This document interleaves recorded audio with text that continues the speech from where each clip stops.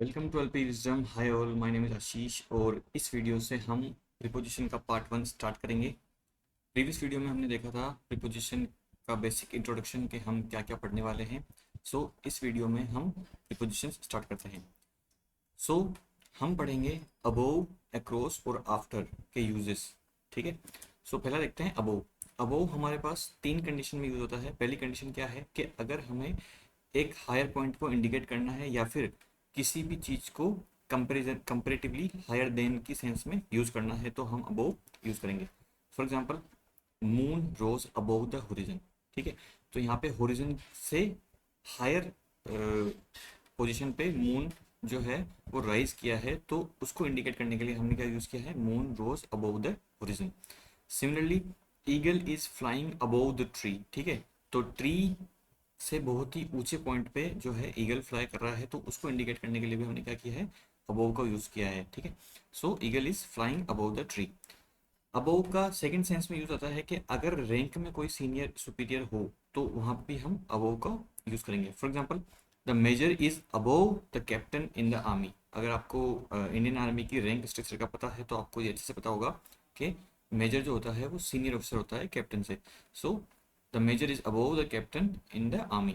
Next, the prime minister is above the cabinet. ठीक है। तो यहाँ पे प्राइम मिनिस्टर की पोजीशन जो है, रैंक जो है वो काफी ऊपर है। नेक्स्ट, अगर कोई चीज पहले आती है, ठीक है, तो वहां पे भी हम अबोव का यूज कर सकते हैं। For example, her name is above mine in the list. के कोई रिजल्ट आया है, उसके अंदर लिस्ट आई है, सबके नाम लिखे हुए हैं, तो एक गाय बोलता है कि एक लड़की के बारे में कि her name is above mine in the list, के उसका नाम मेरे से ऊपर आया है लिस्ट के अंदर। ये तो थे अबोव के तीन केसेस। अगला देखते हैं अक्रोस। अक्रोस हमारे पास दो केसेस में काम आता है। पहला केस तो क्या है कि एक साइड से जब हम दूसरी साइड को इंडिकेट करते हैं और ये ओपन प्लेस में इंडिकेट करते हैं, तब हम अक्रोस का यूज करते हैं। For example, there are many bridges across the Indus. Indus यानी सिंधु नदी। ठीक है। तो जब नदी बहती है तो काफी ओपन प्लेस में बहती है। ठीक है। तो एक किनारे से दूसरे किनारे को ज्वाइन करने वाले को हम ब्रिज कहते हैं, ये आप सबको पता होगा। ठीक है। तो यहाँ पे क्या कर रखा है कि एक साइड से दूसरी साइड को ज्वाइन करने वाला जो है वो ब्रिज है। ठीक है। तो there are many bridges across the Indus. Across यहाँ पे इंडिकेट क्या कर रहा है, एक साइड से दूसरी साइड पे। ठीक है। और ये ओपन ब्रिज की बात हो रही है। अगेन, नेक्स्ट एग्जांपल है she walked across the field. ठीक है। तो कोई लड़की है वो खेत में जा रही है, तो क्या होगा, ये एक इस साइड से उस साइड में जा रही है, तो we are saying that she walked across the field, के वो खेत में एक छोर से दूसरी ओर गई। अगला अक्रॉस का यूज होता है कि अगर हमें किसी दूसरी साइड के बारे में इंडिकेट करना हो।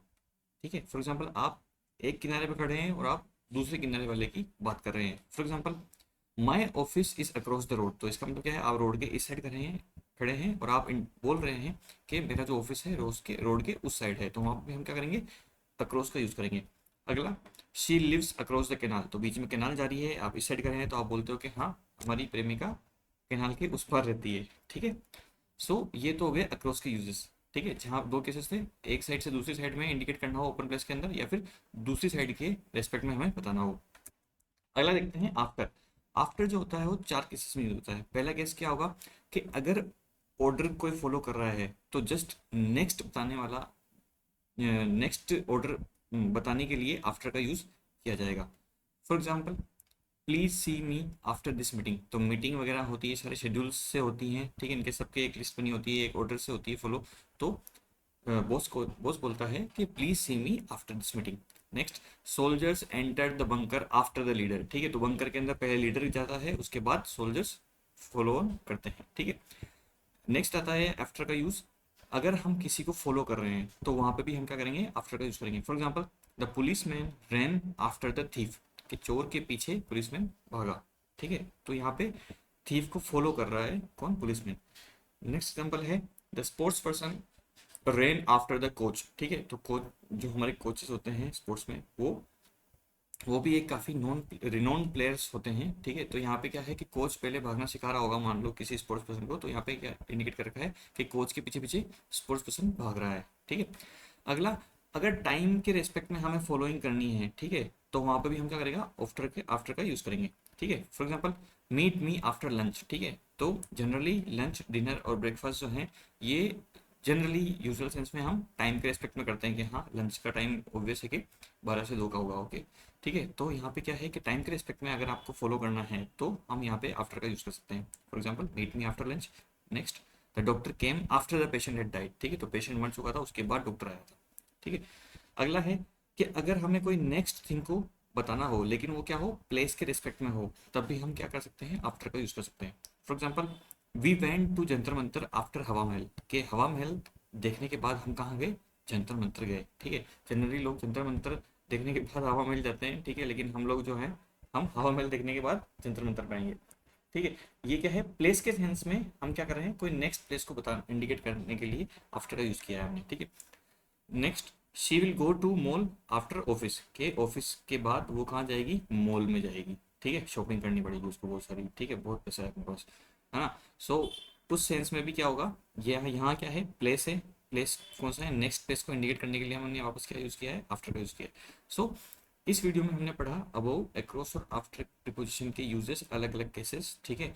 तो अगर आप अच्छे से रिवाइज करते हो, अगर आपको कॉन्सेप्ट अंडरस्टैंड हो चुका है, ठीक है, तो आई बेट कि आपके जो स्पॉट द एरर वाले क्वेश्चन आते हैं, चाहे वो सी एच एस एल से लेके एनडीए सी डी एस तक हो, ठीक है, आपको कहीं भी दिक्कत नहीं आएगी, ठीक है। और जब मैं सी डी एस की बात करता हूँ तो इसका मतलब क्या है कि वो एफ केट और आई एन एट के लेवल जो है उनसे थोड़ा सा ऊपर होता है। सो इसी के साथ वीडियो एंड कर सकते हैं। Thank you so much. LP wisdom को प्लीज़ सपोर्ट कीजिए, ठीक है, हमारे सारे क्लासेस अभी फ्री ऑफ कॉस्ट हैं।